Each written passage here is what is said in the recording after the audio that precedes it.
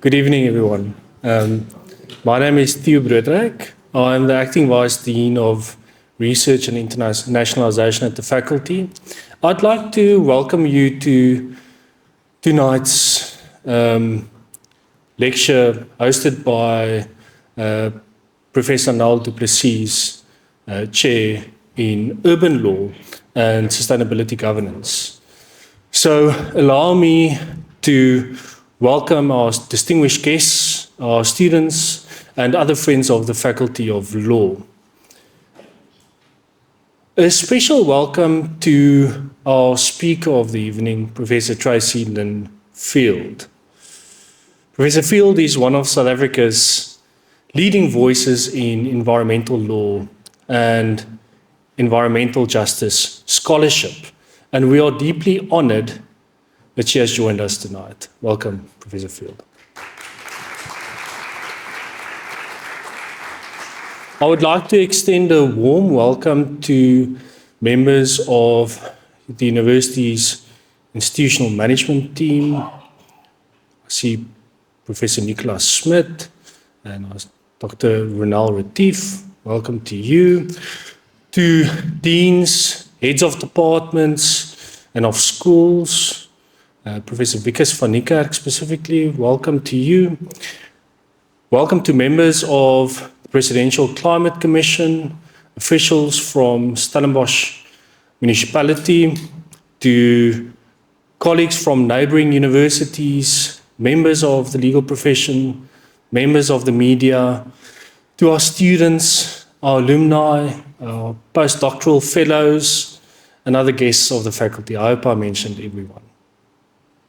The lecture forms part of the work of the Chair in Urban Law and Sustainability Governance under the leadership of Professor Arnold du Plessis. We've extended a warm welcome to Professor Field. I think we should extend a congratulations to Professor du Plessis for bringing us together and putting this event together.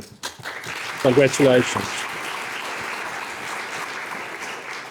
Since the establishment of the Chair in 2023, the Chair has become an important platform for scholarship and engagement on questions of urban development, sustainability, environmental governance, and climate justice.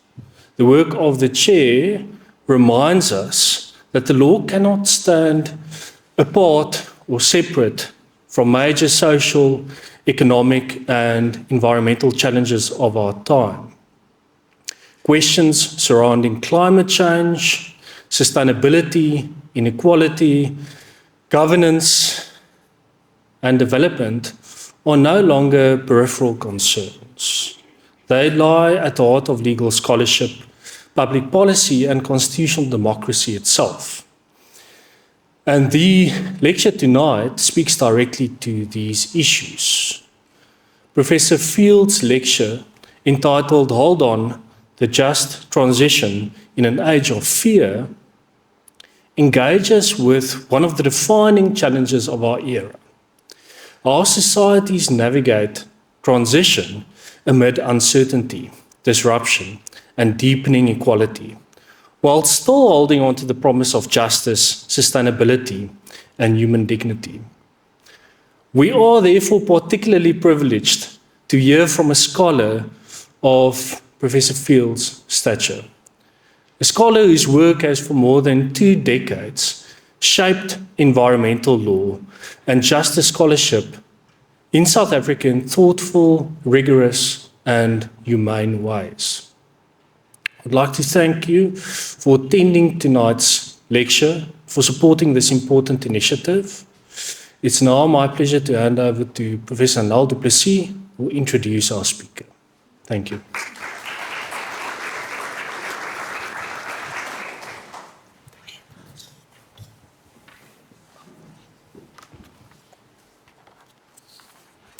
Good evening, colleagues and friends. As you heard, my name is Arnold du Plessis, the chairholder of the Chair in Urban Law and Sustainability Governance. And it's also really lovely for me and an absolute pleasure to welcome you to our 3rd annual public lecture. And this is certainly one of the highlights of our on our calendar every year. And for me personally, that is for three different reasons. The one is that it creates an opportunity for networking and getting together around pressing questions that are of interest and relevance for scholars, but also the broader society. And then secondly, it presents the chance of having people over at the Faculty of Law here in our beautiful Old Main building that would not have otherwise necessarily been involved in our daily activities. And then lastly, it is the ideal opportunity to showcase and celebrate special individuals who have been carefully selected on the basis of the quality, the impact, the consistency, and interesting nature of their work. So the special individual we have invited to present tonight's lecture is Professor Tracy-Lynn Field. She's a highly respected and acclaimed academic in the field of environmental, climate, and constitutional law, and to my mind, one of the few legal scholars in South Africa who have mastered the ability to engage and disentangle theory, complex conceptual narratives, and academic discourse down to the level of real-life, tangible impact, referring specifically to activism, law and policy reform, and judicial interpretation of the law. Professor Field is at Wits University, where she heads the Mandela Institute and serves as the Claude Leon Chair in Earth, Justice, and Stewardship. And since the start of this year, she's also an appointed commissioner of the South Africa's Presidential Climate Commission, which is quite an honor.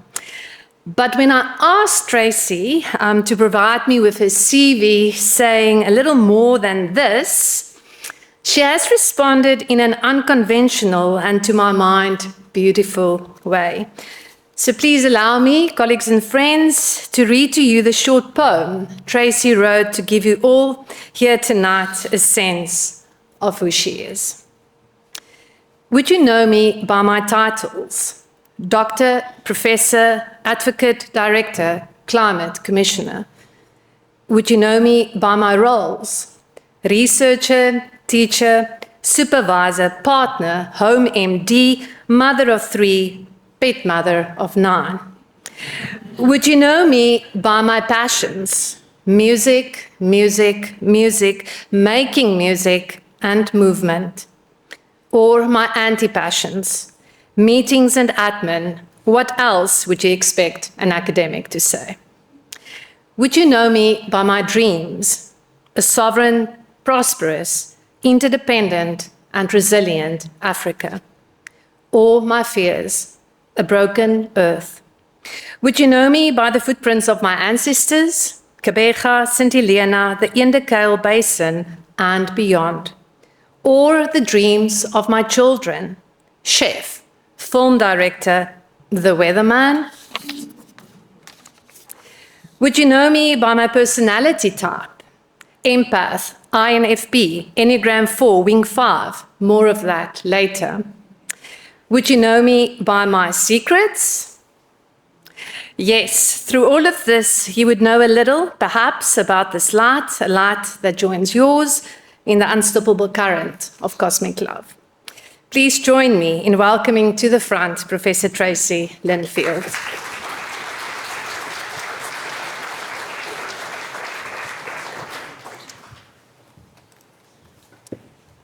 Thank you, everyone. So my youngest said to me he no longer wants to be the weatherman, but it was a dream for a while.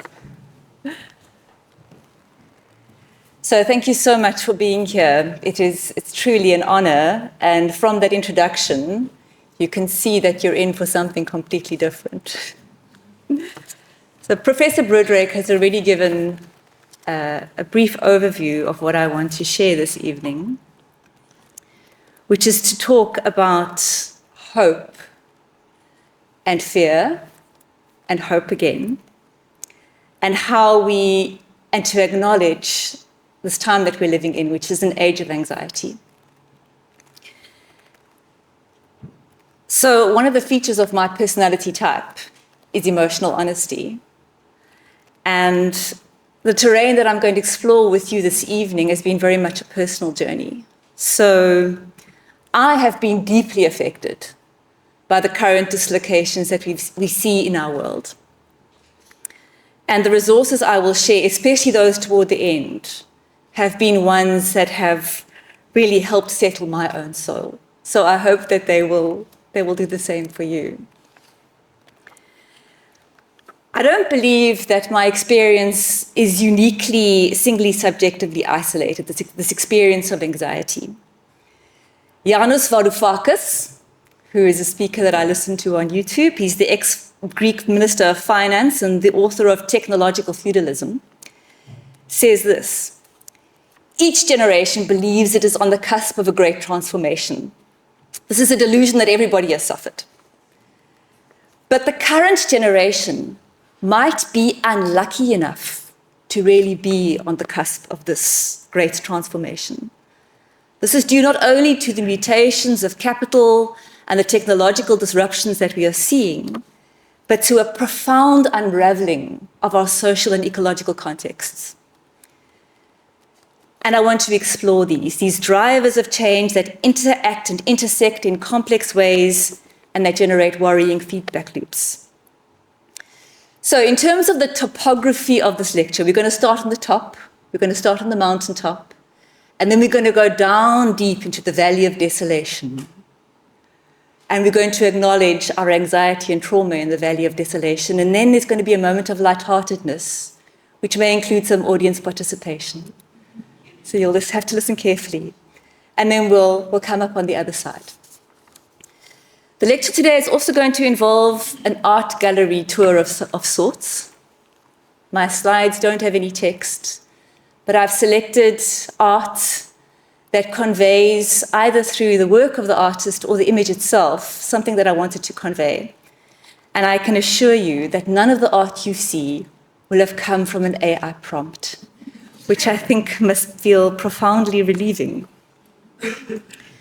So the first slide is hope, the just transition's promise. This slide depicts the magnificent Ambilo tapestry, which is a community climate change advocacy artwork. It's the handwork of 43 artists, mostly from the Eastern Cape, and it tells of the impacts of climate change on a small coastal community. The name Umbilo is a reference to a sprawling pumpkin vine, which is a symbol of the need to unite and spread the word about the climate crisis. So what can we offer the creators of the Ambilo tapestry? What is the hope of the just transition? There has been a rapidly expanding body of work on transition studies, and the University of Stellenbosch has the wonderful Mark Swilling, who's the world-leading authority on this. And he writes that this, in his book, The Age of Sustainability, this has given rise to two schools of thoughts about how the just transition will work, or visions of the just transition. So the first school of thought is what might be called the socio-technical industrial complex. Authors interested in the dynamics of structural change in light of socio-technical advances and ecological limits. They do not necessarily subscribe to post-development alternatives or pay much attention to the commons. They do not squarely engage with the prospect that the transition may be unjust, that we may save the planet without doing anything about the concentration of wealth and poverty. Nor do they engage with securocratic approaches to the doomsday predictions of climate science, climate change response as the politics of the armed lifeboat, arming, excluding, forgetting, repressing, policing, and killing. On the other hand, a different school of thought posits a profound, deep-rooted, and sustained transformation of dominant institutions and practices aligned with notions of distributive, procedural recognition, ecological, and cosmopolitan justice that is biocentric, non-extractive, and so on. So you've got these two schools of thought. I think that we're lucky in South Africa. We're fortunate that we already have that vision, that second vision coded in law. The Presidential Climate Commission's Just Transition Framework talks about achieving a quality of life for all South Africans, climate resilience, decent work for all, eradication of poverty, people-centered decision-making, conservation of natural resources. The Climate Change Act 22 of 1994 defines a just transition as a shift towards a low-carbon, climate-resilient economy and society and ecologically sustainable economies and societies which contribute toward the creation of decent work for all, social inclusion, and the eradication of poverty. We've got that in our law. It's fantastic. So, at the very outcome, at the very start, we see that there is hope. We start on the mountaintop with a good vision of hope. But as we look over the valley, we have to acknowledge that there are several overlapping, mutually reinforcing drivers that could make this vision of a just transition a chimera. And these are the scale and the urgency of climate change and ecological degradation, geopolitical conflict, technological disruption, and social polarization. Those are the 4 things I promised when I wrote the abstract for this in March. And I'm going to deal with each of these in turn. Because as Varoufakis reminds us, if we don't understand the world we live in, we can't fight for a better one.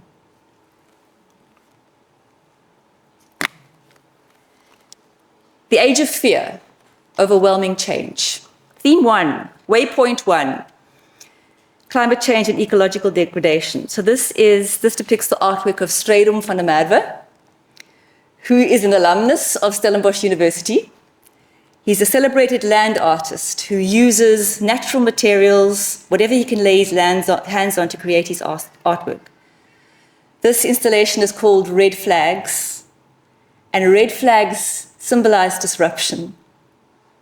They also signify danger. And flags have always been a way of marking territory, a visual record of human existence and intervention in nature. And we'll say more about flags later, so remember this image. Climate change poses an existential threat to human health and long-term survival. This has almost become a throwaway line. I stand before you here today, a mere 2 days after all the schools in the Western Cape were closed, after floods submerged 25 informal settlements, displaced more than 80,000 people, damaged property and left at least 1 person dead. In my editorial for the Q1 Mandela Institute newsletter, I wrote about the devastating floods that happened in January that swept through Mozambique and Limpopo in Zimbabwe. This killed at least 280 people and affected 1 million more. It was the ones where all the infrastructure in Kruger was affected. In this particular event that happened a few days ago, there was one particular being, a being that was always there, always looking good, never asked for much, but was always just there, that fell over. The bougainvillea in your quad. So let's be clear. Climate change is real. It is happening. It's not a hoax. And it's only going to get worse. So here's just three recent stats from the World Meteorological Association and the Copernicus Climate Change Service. So 2025 was officially verified as the 2nd or 3rd warmest year on record, closely following the absolute historic peak experienced in 2024. The multi-year average spanning 2023 to 2025 surpassed 1.5 degrees Celsius above pre-industrial levels for the first time in global temperature monitoring history. That the 1.5 degrees Celsius, for those of you who are not environmental lawyers, is the target, is the safe space in the Paris Agreement. Updated projections reveal a rapidly vanishing window for action with a 70% probability that the 2025 to 2029 5-year warming average will sit above 1.5 degrees Celsius, driving the planet toward a near-term emission overshoot.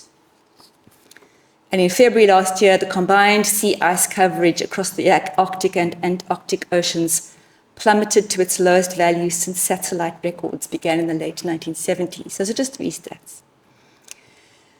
So as we barrel toward these overshoots, the likelihood that various identified climate tipping points will materialize becomes more likely. And tipping points are things like the collapse of critical convection currents, the currents that move heat around through the oceans, ice sheets collapsing, the dieback of the Amazon forest. You may think that these events are hundreds of thousands of years away. They're not. To give you one example, there are two seas close to Greenland. One is it's the Labrador and Erminger Seas, and they have a particular convection system which moves ocean water, and it has to do with the salinity of the ocean water as well. So this convection system is estimated to break down where the temperature increases 1.8 degrees Celsius, and there's research already indicates a potential cessation or shutdown of this process. It's estimated to shut down within a minimum threshold of 5, an estimated threshold of 10 years. And when this current weakens, it will affect another critical ocean pumping system, which is the Atlantic Meridional Overturning Circulation, the AMOC system. And that would have a big impact on the way that heat is transferred between north and south. So the point is that this is not necessarily hundreds or thousands of years away. There are other indicators, other scary indicators of, not of climate change, but of our ecological world. The somber message from the World Wildlife Foundation's 2024 Living Planet report is, nature is disappearing. Between 1970 and 2020, monitored vertebrate wildlife populations fell by an average of 73%, 76% in Africa. The World Resources Institute estimates that the world lost 4.3 million hectares of tropical primary forest in 2025, equivalent to 11 soccer fields per minute. And then in January this year, there was a report put out by the United Nations University about a new era of global water bankruptcy. There are also not just these natural indicators, but also social indicators. So this Monday this week, I attended a lecture given by a professor at University of Leeds, a pension professor, and his research is about early warning signals of accelerated climate change and Earth system tipping points. He focuses on insurance and reinsurance. And already in some parts of the UK, there are properties that are uninsurable. And when a property is uninsurable, you can't move because no one else is going to get a mortgage. And your asset essentially becomes zero. So it's going to be, that is a social indicator of the climate. And I can already feel the energy is going, whoo. I'm sorry, it's going to get worse, okay? My next slide focuses on geopolitical conflicts. And this is I don't know what medium was used, but it is called Bisan's Orange, and it's by Cape Town-based artist Akila Sheikh Ismail. And it was inspired by a picture of a moldy orange that was a Palestinian journalist's breakfast, Bizwan Oda. And it was moldy due to the food and water shortages arising from the Israeli occupation. So, just when we ought to be coming together, as never before, to address the challenges I've outlined, geopolitical tensions and conflict are on the rise. The festering war in the Ukraine, the horror of the 7th of October attack on Jewish people, the ensuing systematic carpet bombing of and slow-moving genocide in Palestine, a playbook we now see being repeated in southern Lebanon, the capricious insanity of the conflict between the United States and Israel and Iran, and big man politics, as we see today. And then the conflicts in Africa, let's not overlook them. The ongoing brutal civil war in Sudan, fueled by competing foreign interests, which has left at least 150,000 people dead and 12 million people displaced, or the recent escalation of conflict in Mali. In the face of these conflicts, international law seems supine, it seems weak. Earlier this year at Davos, Mark Carney, the Prime Minister of Canada, and many European leaders were very eager, it seems, to emphasize, they were at pains to emphasize that the international rules-based order is fraying at the seams. And while these geopolitical conflicts are shocking and horrible in their own rights, there are two other dynamics that I find very disturbing and that also need to be addressed by us as a collective. The first is war profiteering. Francesca Albanese's lion-hearted report on the economy of genocide lays bare the corporate machinery sustaining the ongoing displacement and replacement of Palestinians in the occupied territory. And in a report published 5 days ago, BBC Business Report's Archie Mitchell flags some of the bumper profits of the US-Israel-Iran war. Just to give you an example. Oil and gas companies. BP's quarterly profits more than doubled to £3.2 billion.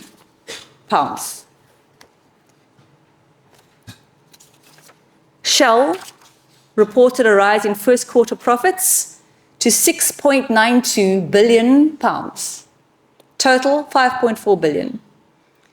Other major beneficiaries, defense companies such as BAE Systems, Lockheed Martin, Boeing, and big banks such as JP Morgan, Bank of America, and Morgan Stanley, which reported $47.7 billion in profits for the first 3 months of 2026 due to all the trading volatility.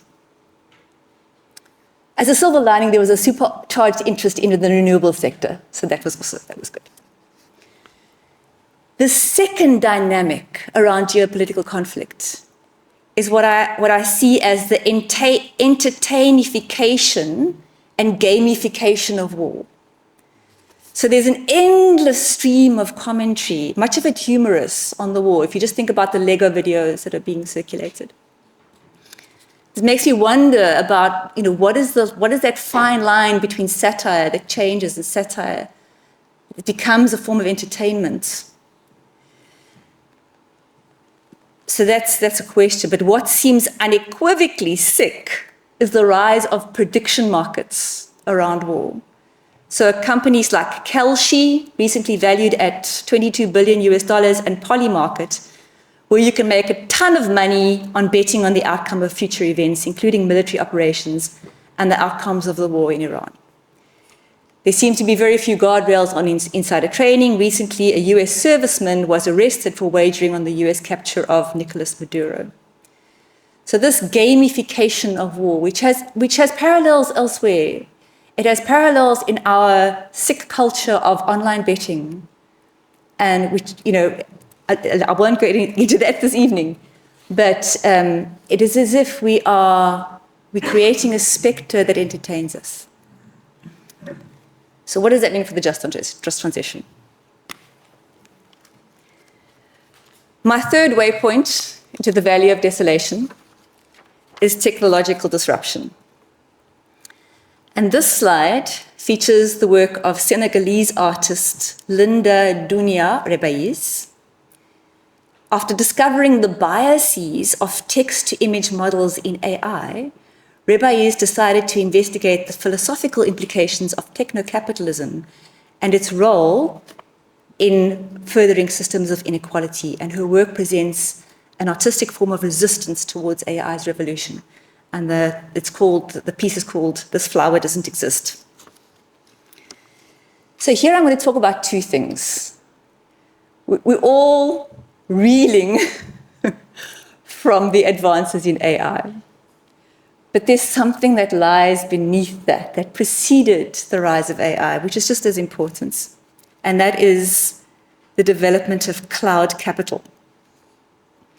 So even before the explosion of large language models and agentic AI and AI agents, there was a revolution underway. And this is, I think, brilliantly described in Yanis Varoufakis' book, Technological Feudalism. So to briefly outline his arguments. In the feudal age, to be powerful was to own land and then you collected land rents. In the age of capitalism, to be powerful was to own the means of production like machinery, and you collected profits. Since the early 2000s, a new form of power and control has emerged in the form of the ownership and control of what he calls cloud infrastructure. So that is undersea optic cables, server farms, and huge data centers. That's the infrastructure. That is the infrastructure that responds to your prompt. He describes this as a mutation of capital, because unlike traditional capital markets where your engagement with what was produced was always mediated by the market. You would go to buy a car, you'd go to a dealer, there'd be an advert, you'd have separate players. What distinguishes cloud capitalism is that the market is all there. And the market trains you to train it to tell you what you want. We train the system to know what we like, and through algorithmic provisioning, it shows us only what we want to see. The platform, be it Amazon or YouTube or Spotify or Checkers 6060, starts understanding our most intimate wants and desires. This builds our trust with three important implications. First, it blinds us to the obscene extraction. For every transaction on Amazon, the platform takes 20 to 35% of the seller's total revenue. This taking constitutes cloud capital, allowing for a tremendous concentration of wealth in the companies that control this infrastructure.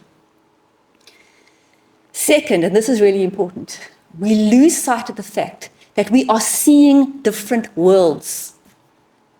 Online, we are seeing different worlds. My feed on YouTube is going to look very different to the feed of a MAGA supporter or a Gayton Mackenzie supporter.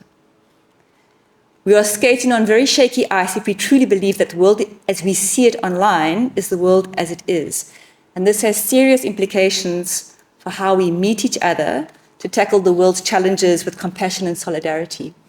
And just as an aside, I did spend a bit of time sort of testing this and watching Fox News. It really is true. Third, we become the unwitting subjects of surveillance. I can think of no better illustration of this than a report yesterday. So this is a BBC report of yesterday, and it's titled, "Trillions of Miles of Data. Your car is spying on you, and it's only just the beginning." Forget the old Toyota. Modern cars are computers on wheels that collect a startling amount of data. From your destinations, to your weight, to your facial expressions. So, and Varoufakis talks about this, companies that are connected to this infrastructure sell the data to insurance companies. And that's one way in which they make money. There will soon be a new federal law in the United States which will require all American car companies to install infrared biometric cameras in cars to scan body language, track eye movements and other aspects of behavior to see if you are drunk or too tired to drive. So, yeah, that's cloud capital. And that has implications for how we can act together in solidarity. And then, of course, AI. So earlier this month, there was a big conference on AI. I think there were about 2,000 people that attended overall, in person and online. And GIBS Professor Brian Armstrong, I think outlined very well the advances in AI and where AI sits in terms of humans. So basically, in a nutshell, we still have some level of, we can still beat a computer in terms of fluid intelligence. But in terms of things like crystallized intelligence, processing efficiency, and memory efficiency, AI beats us. The tidal effects of AI capability are already ripping through markets and labor markets. Anthropic predicts that AI automation for junior attorney work, they estimate that up to 50% of entry-level law jobs would be eliminated within 5 years. Who will want to study law when 50% of entry-level jobs no longer exist? Beyond the legal profession, AI may change the nature and purpose of the university. Universities have always existed on scarcity. Scarcity of books, scarcity of libraries, scarcity of labs.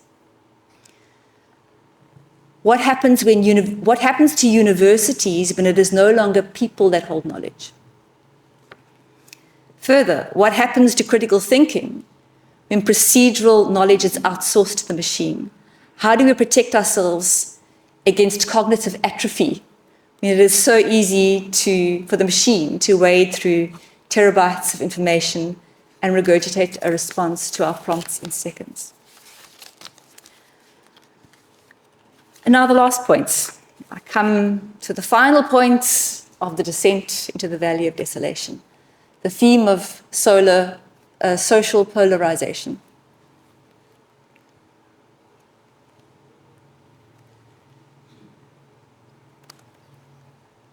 Alma, kom help asseblief.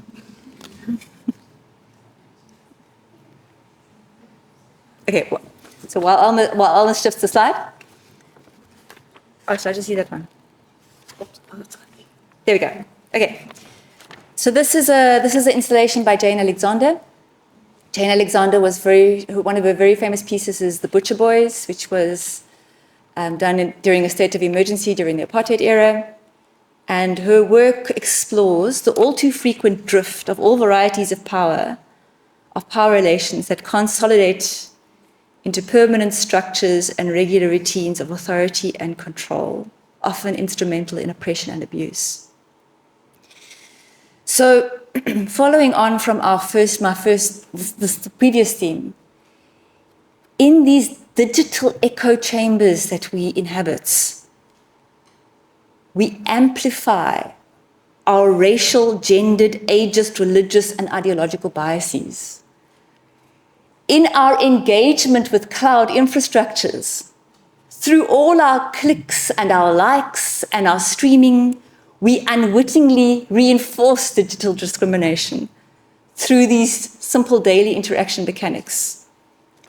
Our likes and dislikes are part of the algorithmic convection currents that shape digital inclusion and exclusion.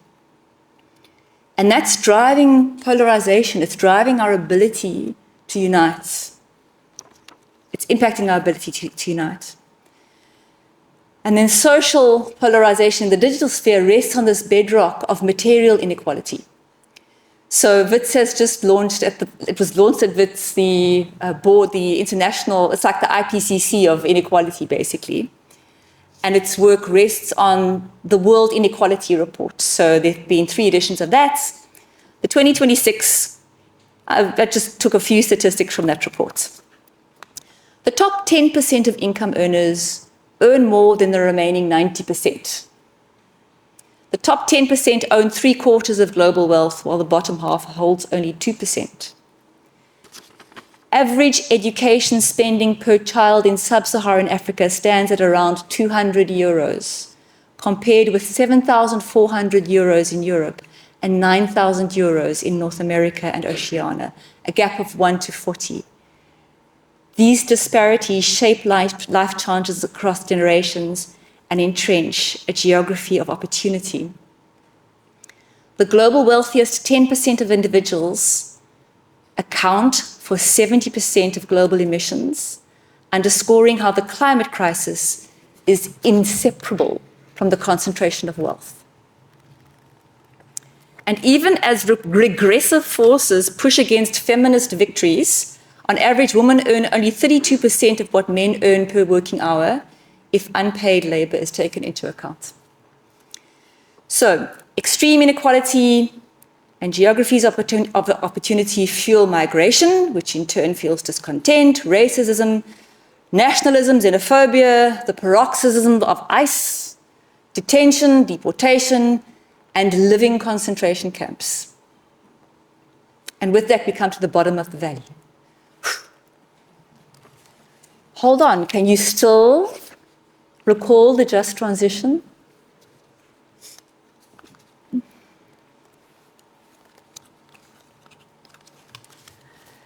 So where does that leave us? This slide depicts two works by Great Joy and Ndlovu. The one is titled My Brother's Keeper. I don't actually know the name of the other one. I couldn't find it.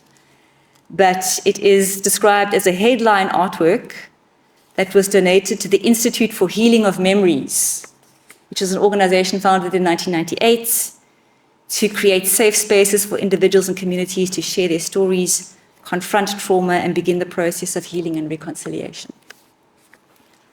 What is it like to live in the age of fear? Wisdom Well coach Colleen Joy Page says, we all know what it is like to be in the permanent washing machine cycle of crazy, insane, traumatic, difficult, polarizing global events.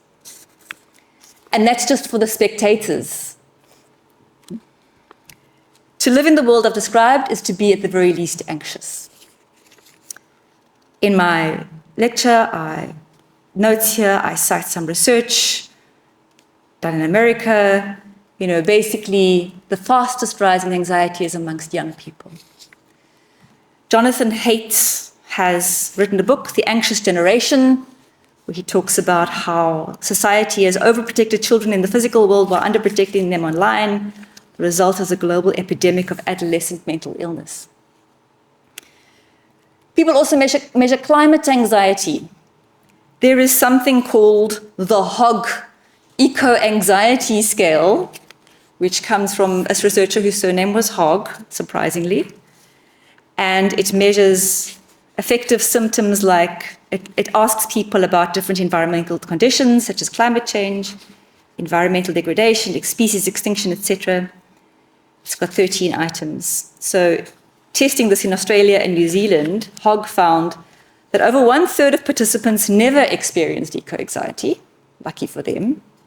54.7 experienced eco-anxiety some of the time, 9.3 experienced eco-anxiety often, and 1.8% reported that they almost always experience eco-anxiety. I think Prof. du Plessis is probably. We must also recognize that this field of anxiety rests on a bedrock of trauma. So whether that's arisen from war or combat or racism or xenophobic attacks or trafficking or rape, other forms of gender-based violence, permanent unemployment. How about that for a stressor? The fear of job loss. It shapes how people relate, how families behave, and how cultures organize themselves.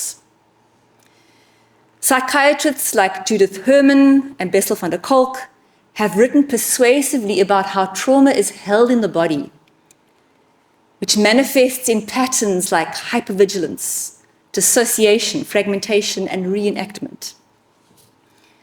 Because trauma is held in the body, it rewires your nervous system, and this ripples out into systems. So my colleague at UCT, Professor Henry Mostert, is developing a marvelous typology for trauma-informed resources governance. So she's taken the elements of fight, flight, fawn, or freeze. Those are trauma responses. And she's translated that into common problems with how we govern resources, how we govern minerals. As I will shortly show with the Enneagram types, I think this analysis can be deepened. Fields such as transpersonal psychology recognize that trauma travels through family systems. There's a long history of this. It didn't just start a few years ago. But in his 2022 book, It Didn't Start With You, Mark Wallen argues that traumatic experience is passed on to future generations. We bequeath an emotional inheritance which affects our gene expression, our language, and our actions in the world. Organizations such as the Institute for Healing Memories caution that unresolved trauma remains one of the most urgent yet under-researched challenges in our democracy. I agree. If you have time, read Wabi Long's Nation on the Couch for an exploration of this. It's a wonderful book. So if we are going to hold on to the just transition, we need to recognize the state of anxiety which affects our capacity to be present, to function in the world, to relate to others, and to act in solidarity with others to address the challenges I've outlined this evening. Okay. So, that said, it's equally important to realize that we don't respond to anxiety and trauma in the same way. And this brings me to the moment of lightheartedness and potential audience participation. So you need to listen carefully. We do not respond to anxiety and trauma in the same way.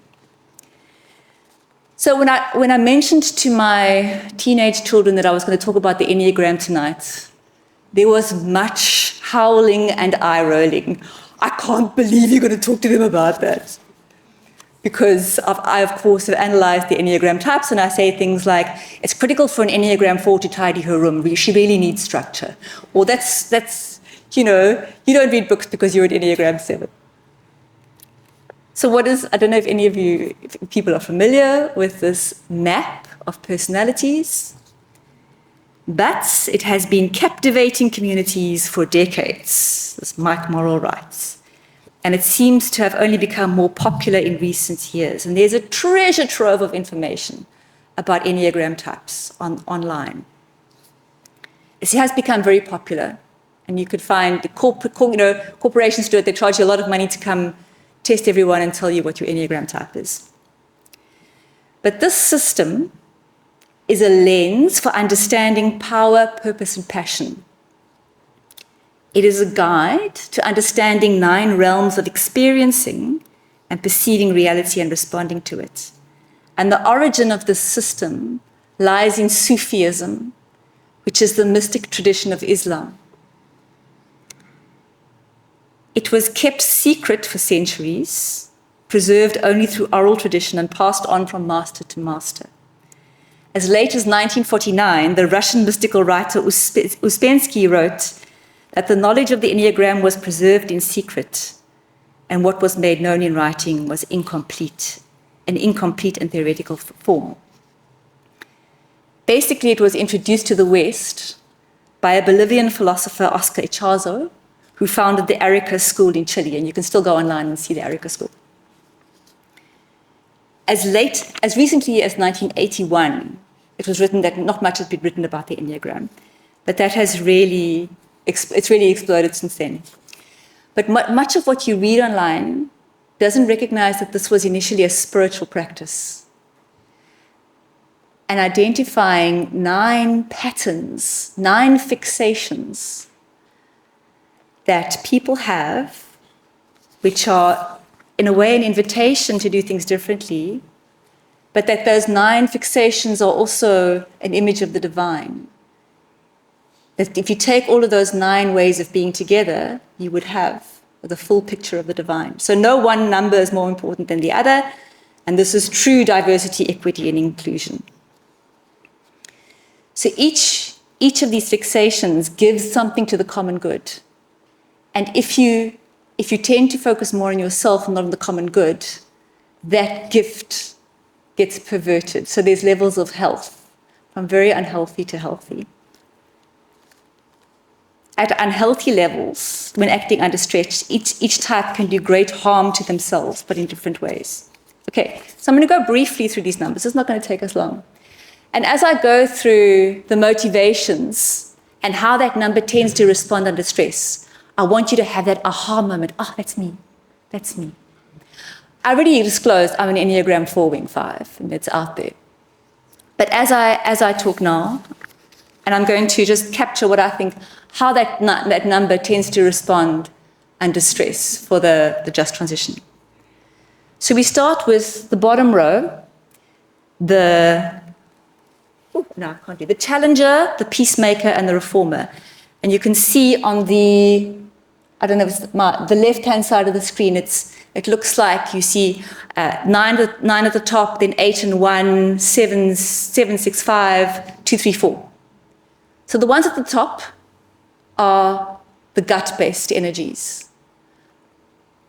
The reformer, the peacemaker, and the challenger. So ones are motivated to be good and worthy by being right, to inform and improve. They are the perfectionists. They want to fix.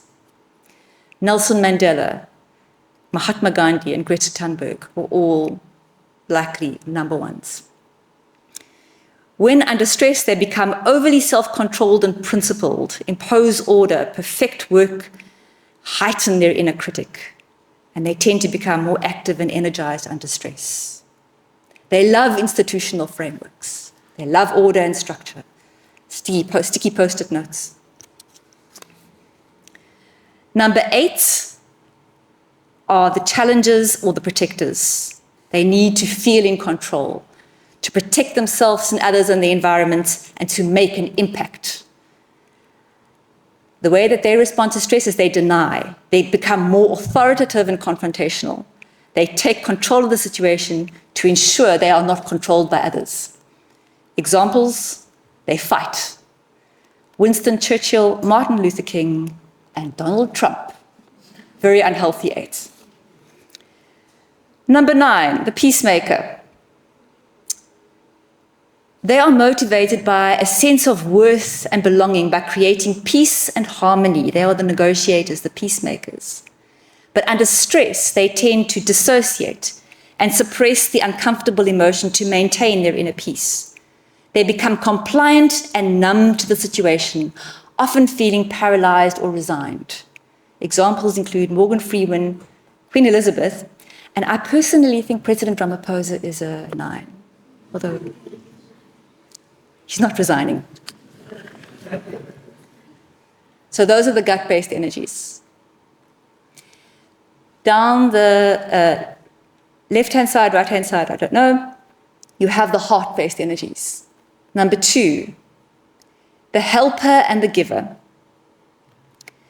They are motivated by the need to get love, connection, and approval. They want to meet the needs of others. They're the people pleasers. They want to form. Desmond Tutu is identified as a 2. Under stress, they tend to repress, they ignore their own needs and feelings and focus on others. They become possessive and demanding. Number 3 wants to gain recognition through performance, to look good and be successful. They want to fit with the program. They're often show people like Oprah Winfrey, Lady Gaga, Tiger Woods. Under stress, they adopt a persona that fits the environment to ensure success. They may become hyperproductive, workaholic, or image conscious. They can also be prone to deceit. Number 4, the Enneagram type of mind. They're motivated by the need to feel deep and meaningful connection to regain a sense of wholeness. They introject under stress. They tend to make things deeply personal to maintain a sense of emotional depth, and they become emotionally flooded and withdrawn. Those are the heart-based energies. And then finally, we get the head-based energies, the 5, 6, and 7. So 5, known as the investigators or observers, they are motivated by the need to gain knowledge and understanding to guard their energy and resources. People like Albert Einstein, Mark Zuckerberg, Bill Gates, Elon Musk, and Eckhart Tolle. Under stress, they separate feelings from thought to remain emotionally detached. They withdraw into isolation. 6 is the fear-based one. They are motivated by the need to gain security and certainty by anticipating possible problems. So they fret. They don't fight or fawn or fix or fact-find like the 5s. They fret. And this would be people like Chris Rock or Malcolm X. They attribute internal worries to the external world to identify potential dangers that become hypervigilant. And then finally, the 7s, they try and just have a party. They want to experience positive possibilities and keep options open to avoid limitation. They flit away. So they frame painful experiences as positive or entertaining to avoid pain and deprivation. So based on this very limited overview, I would like to see by a show of hands, if you know. Do we have any 1s in the room? twos, threes. Thank you. Fours. My people, where are my fours? Fives. You can't put your hand up twice. You can't be an Enneagram number twice. Sixes. Sevens. Eights. Eights are the scary ones.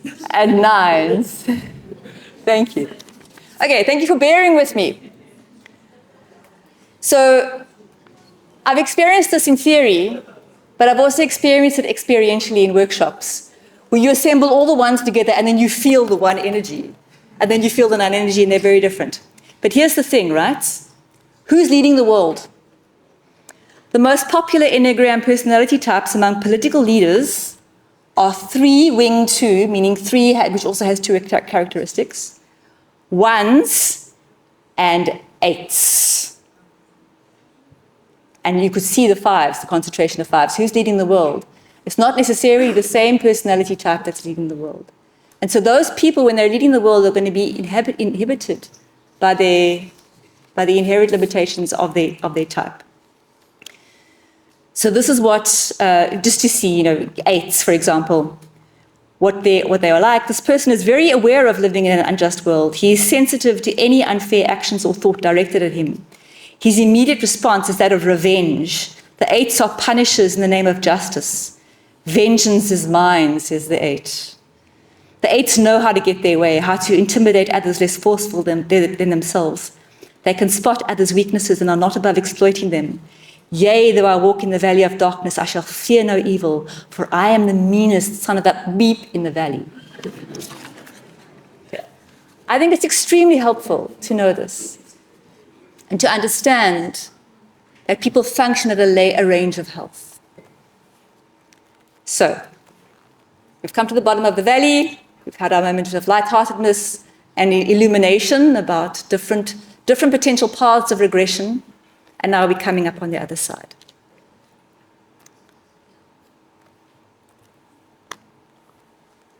And there are 3 slides left. So,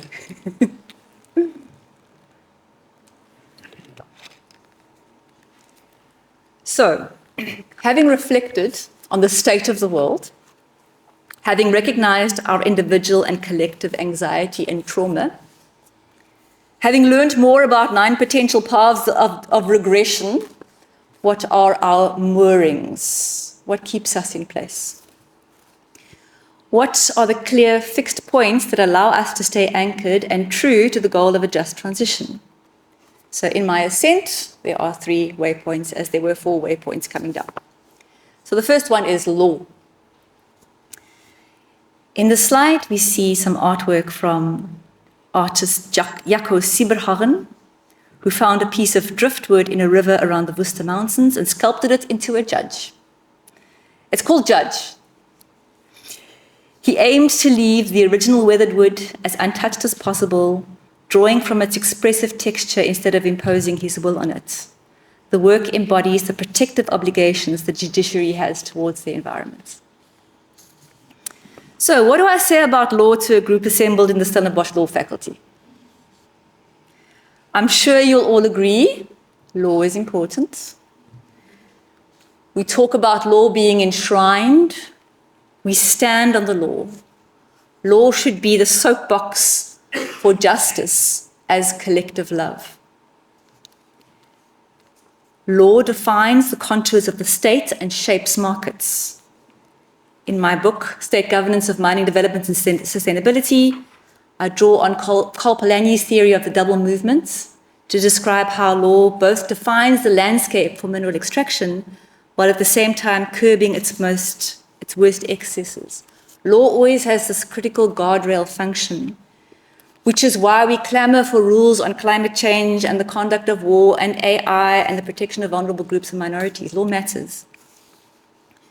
The inking of the law in its formal, substantive, institutional, and distributive dimensions shifts the balance of power and becomes an anchor and rallying point for further contestation. So while environmental law scholars will complain that the Section 24 right is underutilized, it matters that we have a standpoint to proclaim the importance of health and well-being, to protect the environment for the benefit of present and future generations, and so on. It matters that we have a Climate Change Act that commits our nation to climate resilience and low-carbon development, notwithstanding excitement about exploring for gas on our shores.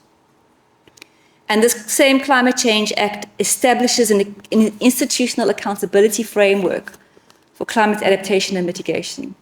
And while I'm at it, let me just use this platform to say that we really need to implement, we need to bring into effect the provisions in the Climate Change Act that deal with adaptation, because they have not yet been brought into effect. So that's quite critical. So we must imbibe law. We must have systems that teach, socialize, and perform the law. Common civil and customary law systems all have ways of creating a social field, which are arenas of play and contestation that allow the law to develop like a living organism. So law is never perfect, because the sticking point of its formulation inevitably involves some compromise. And often it will always lean too far in favor of one group rather than another. But there is always an opening. There is always an opening, a wedge for extended and elaborate legal arguments. And this is why law schools exist. And then when we step onto that soapbox, the sky's the limit. Our legal creativity can reach for the stars. So many in this room will know that unique pleasure, that state of flow when you're constructing a legal argument, when everything kind of hangs together and you've nailed the killer argument. It's deeply satisfying. So law is therefore a critical, important mooring as we try to hold on to the just transition.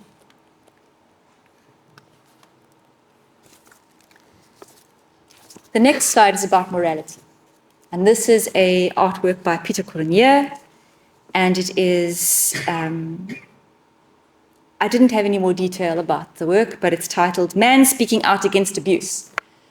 And what I like about it is you can see this goodness is flowing out of his mouth.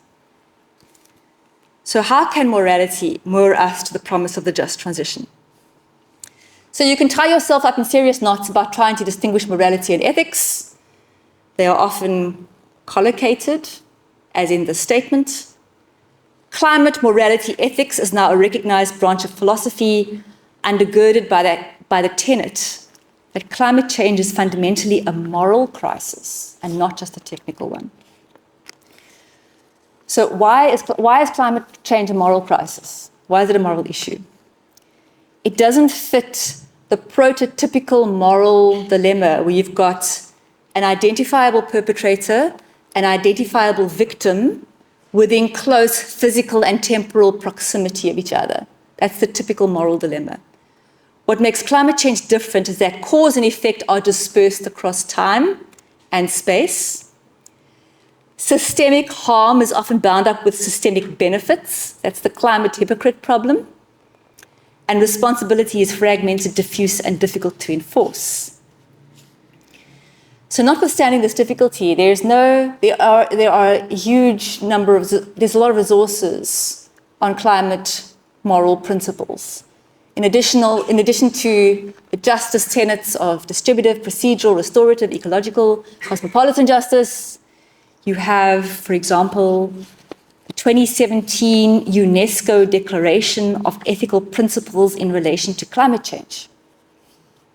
And this articulates moral and ethical duties too. There are not many. Anticipate, avoid, or minimize harm where it might emerge from climate change. Take action to prevent severe environmental damage, the precautionary approach. Uphold equity and justice. Treat people fairly, involve them meaningfully in decision-making in a spirit of justice, global partnership, and solidarity. Remembering that the wealthiest 10% of the population, responsible for 77% of emissions, promote and adopt sustainable patterns of consumption, and so on. A moral and ethical duty to act in solidarity and to make decisions grounded in the best available knowledge. So the resources are there. We don't have to invent them. The moral principles are there. But in looking toward morality as a mooring point for the just transition, we must acknowledge that morality and justice perceptions can serve as both a bridge and a barrier to cooperation around climate change or anything else. So this takes us into the realm of the psychology of climate morality and what has been identified as moralized polarization. And in this, I'm prefacing what I'm going to talk about on the last slide, which is what I call an ethics of spaciousness. So within this group, I'd wager that we have a common sense of climate morality, which is easy to understand. We stand for climate action, such as reducing greenhouse gas emissions, promoting renewable energy, and forcing adaptation planning. The more difficult pill to swallow is that those who engage in collective action to oppose climate action also mobilize moral arguments. This moralized polarization throws up barriers to cooperation, notwithstanding common concern. So in a recent review of moral arguments for and against climate change, Hornsey, Nyland, and Tai they looked at arguments, both those for and against climate change, and they found that they actually revolve around common themes, the themes of harm and fairness and purity, environmental purity. But there is this moral empathy gap. I quote, "Both supporters and opponents of climate mitigation efforts hold mirror images of the other, arguing that we are upholding values of harm minimization, justice sensitivity, and protection of environmental purity, whereas they are driven by greed, partisanship, and vested interest." The amplification and polarization of these contests complicates and delays progress on decarbonization. And the critical link here, the critical link is not the moral argument, the critical link is the identification. Once they become moralized, group identities become entrenched, leading to self-perpetuating cycles of moral attack, intergroup enmity, and polarization. When groups level moral arguments against each other, their ability to find common ground is limited. So inauthentic moralizing aside, because sometimes there is inauthentic moralizing, part of holding on to the just transition requires anticipating and diffusing this moralized polarization. So this is a challenge in a context where our technological disruption enables our moral echo chambers. So we have to actively work against this. Understanding and acknowledging the moral views of those we wish to persuade is a prerequisite for meaningful engagement. The golden rule of effective communication is the power of acknowledgement.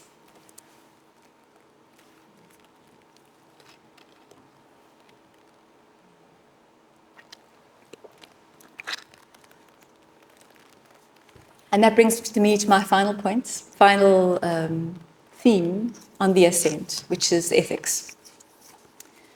The artwork depicted in the slide is titled Humanity by Joseph and Ndlovu. So this is a tapestry. It's also part of the Constitutional Court art collection, like the Judge. And it stands as a testament not only to the birth of the Constitutional Court, but also as an emblem of the promise of constitutional democracy in South Africa. The work provides a visual manifestation of the Constitution's underlying principles of humanity. It is a marked departure from the law being depicted by Lady Justice, blindfolded with scales in one hand and sword in another. The artwork depicts several figures huddled together with their eyes closed, signaling impartiality toward each other and embodying the constitutional values of non-racialism and non-sexism. So as I move toward closure, the last part of what I want to share this evening is really around, are they ethical orientations? I don't know. But I talk about an ethics of spaciousness and an ethics of love. And I think that those two ethical orientations, which are about, it's much about our relationship with each other, they are about our relationship with ourselves and with the earth. But they are critical. I do not believe we will solve any of these challenges unless we adopt these two types of ethic. So the ethics of spaciousness. And this draws on a podcast that I listened to a while ago.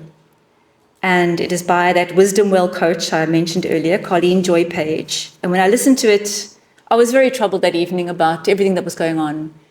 I listened to it and it really just hit me.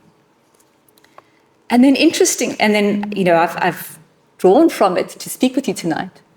And then today, I got in my feed a guided meditation for courage and peace when triggered by global events. So then I knew, okay, I'm in flow. This is an affirmation. So when we think about this world that we're living in and all the change, how do we move from a state of discord to a state of coherence? And I want you to think about that slide with the red flags on it. This is what Colleen Joy shares. Through language, the mind plants flags. The mind always divides. This is a necessary functional reality of life, of dividing left, right, up, down. It's a necessary part of being a human being to distinguish one thing from another. When we use language from the surface mind, we plant a flag. And there is always an opposite. And through that opposite, we create tension. And this tension is not a bad thing, it's not a good thing. It's simply a functional thing and part of reality. But what is always limiting and what is always destructive is the unconscious claiming of a flag as an identity. When we form an identity around what the mind has claimed as a flag, we build an identity around what is essentially a perspective. It is like carving a hole in a fence, looking through that hole and then deciding that point of view is who I am, instead of realizing it's a point of view. If we are brave and courageous, if we seek truth, if we are willing to be uncomfortable, we remove ourselves. We step away from the hole in the wall. This gives us a broader perspective. We realize that this wall has many holes in it. Each of them, even Donald Trump, each of them is a possible point of view.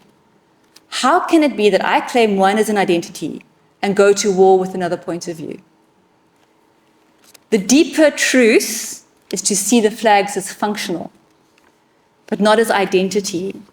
The moment we see different points of view as functional, necessary, and a potential helpful part of reality, and we hold back from crystallizing and concretizing them into identities, we turn tension into a dynamic force for growth.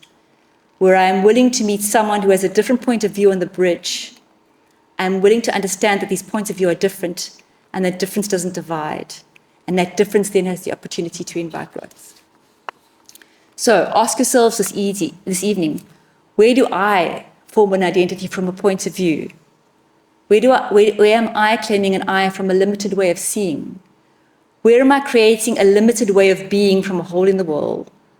Where have I made seeing equal being? For in a world of separate identities and I's, there is always going to be fear and hostility, inner and outer wall. So that's what I consider the ethics of spaciousness. Understanding that different points of view are functional, but not identities. And then to close,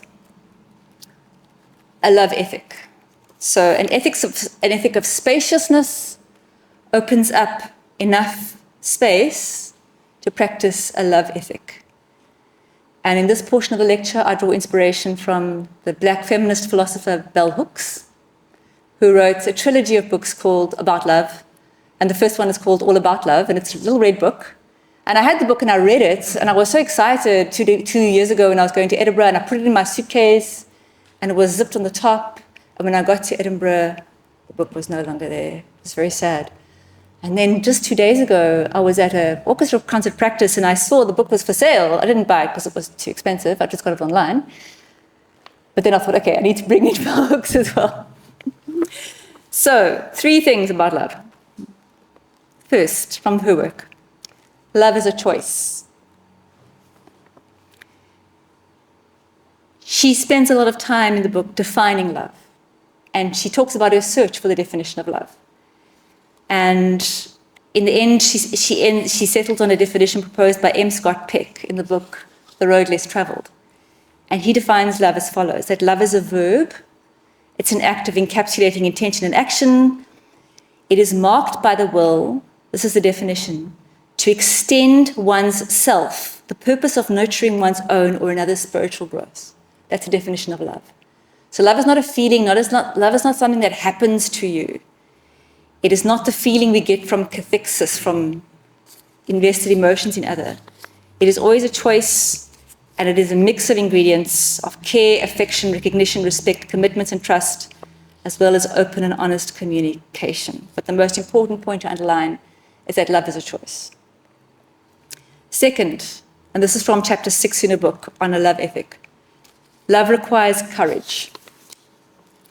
Awakening to love can only happen as we let go of our obsession with power and domination. Cultures of domination, patriarchy included, rely on the cultivation of fear as a way to ensure obedience. In our society, we make much of love and say little about fear, yet we are all terribly afraid most of the time. How true is that of us? If you don't believe me, please leave your cell phone here on a table and go walk out the room for 30 minutes and tell me what you experience. We are afraid most of the time. So fear is the primary force upholding structures of domination. It promotes the desire for separation, the desire not to be known. When we choose to love, we choose to move against fear, against alienation and separation. And this choice to love is a choice to connect, to find ourselves in the other. In other words, to see the whole of the fence.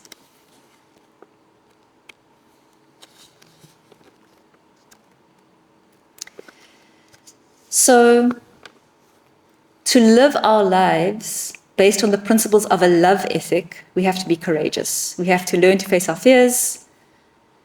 Those of us who have already chosen to embrace a love ethic, allowing it to govern and inform how we think and act, know that when we let our light shine, we draw to us and are drawn to other bearers of light. We are not alone. And hence the last paragraph of my introduction. We're all just cosmic points of light. And then the last point, before I get to the final slide, is that love is powerful. So love is a choice, love requires courage, and love is powerful. And this is a quote that I heard Chris Hedges reach. So Chris Hedges is a Pulitzer Prize-winning journalist. He shares brilliant commentary on what's happening in the world. And he shared this quote, which is from a book by Vasily Grossman, titled Love and Fate. And when I heard it, I thought, wow, I don't need to be worried. I don't need to be worried about what's happening in the world because this exists. And this is the quote. The more I saw, so Vasily Grossman was a war correspondent who worked in Russia and in the Second World War. So he's writing of his experience. The more I saw of the darkness of fascism, the more clearly I realized that human qualities persist, even on the edge of the grave, even at the door of the gas chambers. From the concrete of the gas chamber, I've seen that it is not man who is impotent in the struggle against evil, but the power of evil that is impotent in the struggle against man. The powerlessness of kindness is the secret of its immortality.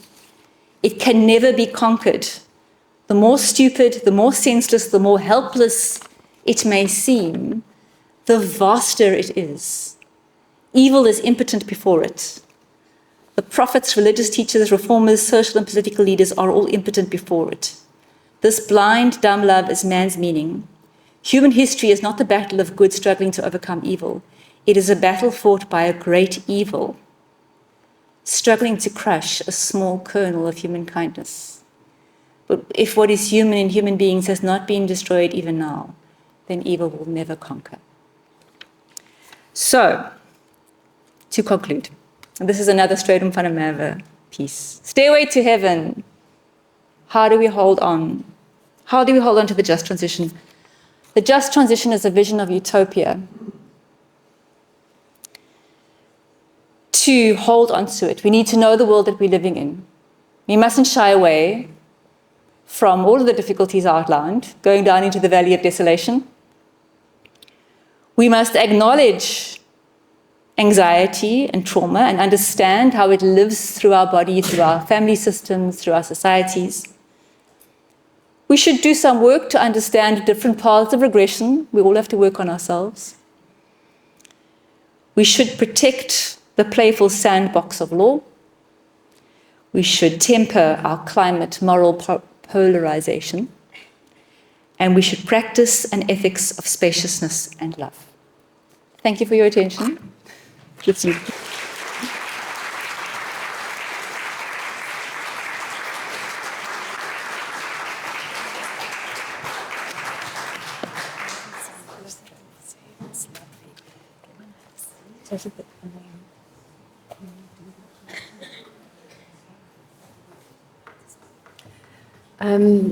Tracy, thank you very much. I'm sure that in some way or the other, you really touched everyone in this room this evening. I sat here in the front, so I couldn't see the personality types, but I could sense how people agreed, how people caught up on the parts that were serious and also the lighter parts of your talk. And I can just say that as an academic myself, I'm very aware of how much time and effort goes into a talk like this, and we are highly appreciative of that.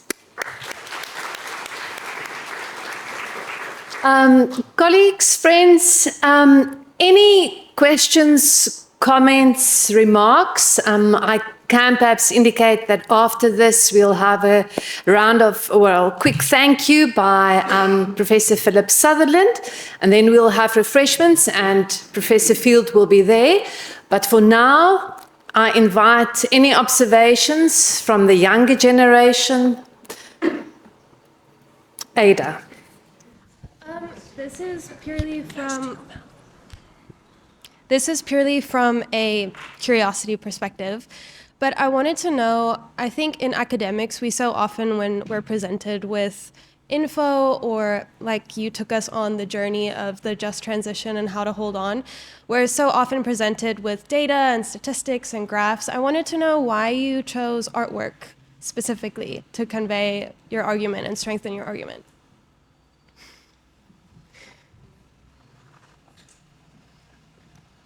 Can I perhaps see if there's any other questions? Perhaps we can take 3 and there's another hand.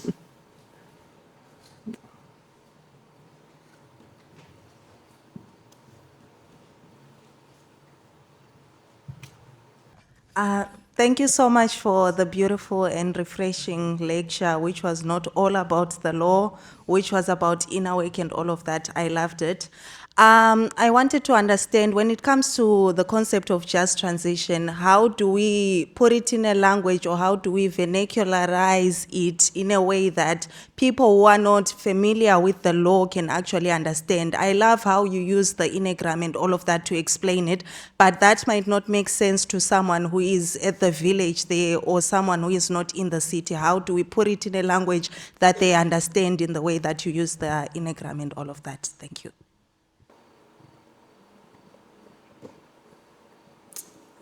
Okay, I think, Tracy, you can respond to those 2. So I wanted to use artwork because I really didn't want to use any AI-generated image. It just felt to me actually so refreshing to look for images that aren't that synthetic, that don't have that look. And I mean, we are going to right brain, left brain, whatever, because it hits you. Because art says things that words cannot say. It goes beyond the flags. It hits you at an emotional level. And even in just doing, I mean, we have such an amazing history and so many talented artists in our country. So that's why I used it. And I also dislike text because it's boring and people read what you have to say before you say it. And you can't scrape that presentation, except for the artwork.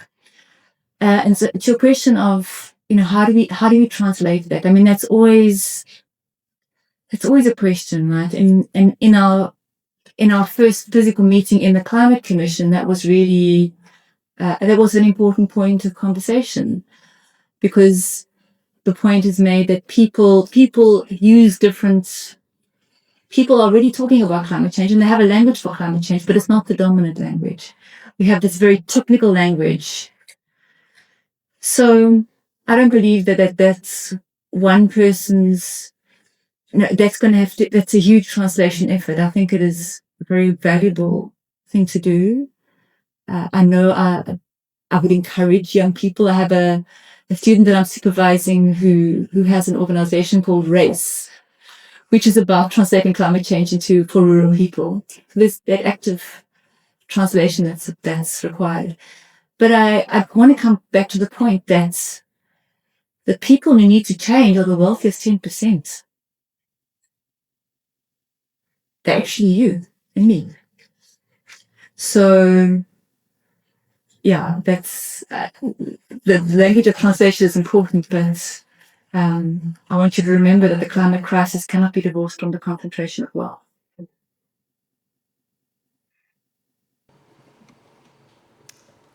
Perhaps any last remarks, questions? I can see people think. I'm standing in the front, so that's definitely clear to me.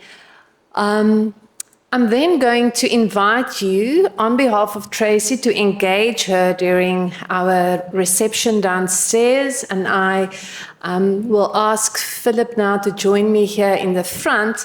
And as he comes up, please do stay for what we have downstairs. I'm always very aware also of food waste, and we've got plenty of food, and yeah, please stay, if only for a short while. Thank you. Professor Sutherland, HOD, Department of Mercantile Law. Thanks, Annette.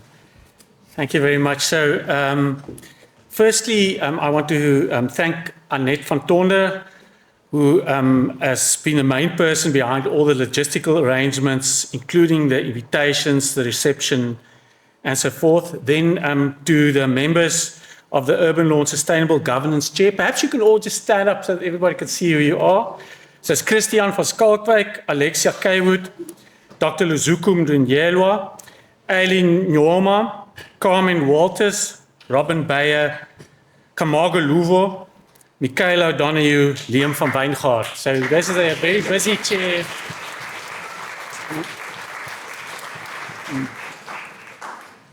And then to the Stellenbosch Law Trust and the Acting Dean, Professor Juanita Pina, for the financial support. For Alma Koertsen, who's always there when there's a crisis, she again had to do her thing here. We're very used to that. Thanks, Alma. And to Shazneed Arnold, Desiree Marais, and then, of course, as they are known in the faculty, Tani Kathy and Tani Gerda Adams. And Yulisa Majali for the admin arrangements and the logistical stuff just before the meeting. To the media representatives, especially Desmond Thompson. And then, of course, to our engaged audience. And then this is, of course, a list that Anel provided to me, but she did not, of course, provide her own name here. So, Anel, also to you, thank you very much. One wouldn't necessarily expect that of an environmental lawyer, but you are very good at managing a headless chicken like me. Thank you for that. Then, of course, lastly, we have to turn to our speaker. Perhaps as a token of the fact that I've been inspired, I would say, Professor Tracy-Lynn Field, I hope you never yield to the forces of bureaucracies instead of the trees and the bees. You spoke about the downer that is our digital world and climate harm. That was bearable and engaging because of your lecture's charm. I'm sure the differences in our algorithms is a scare, although not only Edinburgh, Indekale, and our love of music we share. I apologize for my simpleton rhymes that are not fair. I wish I could, like you, lay the idea bare that despite all the nightmares as lawyers, we must still there. P.S. I always hated that alien invasive bougainvillea in the quad. And it is an ill wind that blows no good. So thank you very much for your talk, and we'd like to give you a small.